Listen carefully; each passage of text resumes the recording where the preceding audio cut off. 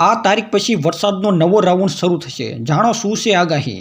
હવામાન વિભાગે આગામી દિવસોમાં છૂટાછવાયા વરસાદની આગાહી કરી છે. હવામાન વિભાગની આગાહી મુજબ ગુજરાતમાં આગામી સપ્તાહમાં પૂર્વ ગુજરાત, દક્ષિણ ગુજરાતના જિલ્લામાં હળવાથી મધ્યમ વરસાદનું અનુમાન છે.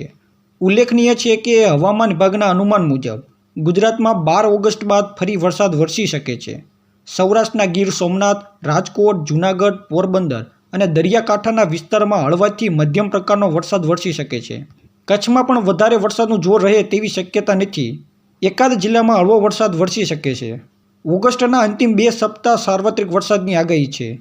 સૌરાષ્ટ્રની વાત કરીએ તો સૌરાષ્ટ્રના કેટલાક જિલ્લા સુરેન્દ્રનગર, બોટાદ, ભાવનગર, અમરેલીમાં સરેરાશથી વધુ વરસાદ થઈ શકે છે.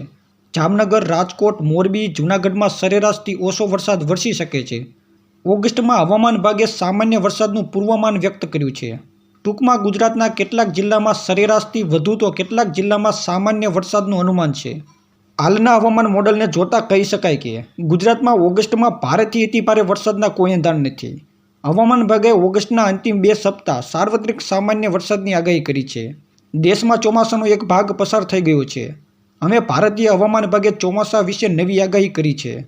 આઈએમડીએ કહ્યું છે કે ગુજરાત સિવાય બિહાર, કેરળ અને ઉત્તર પૂર્વ ભારત જેવા કેટલાક પ્રાદેશિક અપવાદોને બાદ કરતા ચોમાસાની ઋતુના બીજા ભાગમાં એટલે કે ઓગસ્ટ અને સપ્ટેમ્બરમાં દેશભરમાં સામાન્યથી વધુ વરસાદ પડવાની શક્યતા છે. હવામાન વિભાગ અનુસાર ઓગસ્ટમાં વરસાદ સામાન્ય રહેવાની ધારણા છે, જ્યારે સપ્ટેમ્બરમાં સામાન્યથી વધુ રહેવાની શક્યતા છે. આનાથી કુલ વરસાદ લાંબા ગાળાના સરેરાશ કરતાં એટલે કે 6% વધુ થશે. જૂન જુલાઈમાં ચોમાસું સામાન્ય કરતાં 6.5% વધુ હતું. રાજ્યમાં સિઝનનો સરેરાશ 63% વરસાદ નોંધાયો છે, જ્યારે દક્ષિણ ગુજરાતમાં સૌથી વધુ 67.11% વરસાદ વરસ્યો છે. કચ્છમાં 64.16%, ઉત્તર ગુજરાતમાં 65.47%, પૂર્વ મધ્યમાં 64.87% અને સૌરાષ્ટ્રમાં 55.11% વરસાદ નોંધાયો છે.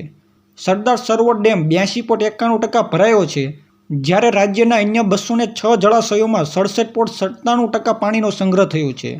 તો મિત્રો, આ હતી આગામી સમયમાં આવનારા વરસાદની સંપૂર્ણ આગાહીની માહિતી. જો તમે આવી જ માહિતી મેળવવા માંગતા હોય તો તમે આ ચેનલને સબસ્ક્રાઇબ કરવાનું ભૂલશો નહીં, અને સાથે જો વિડીયો પસંદ આવ્યો હોય તો આ વિડીયોને શેર પણ જરૂરથી કરી દેજો.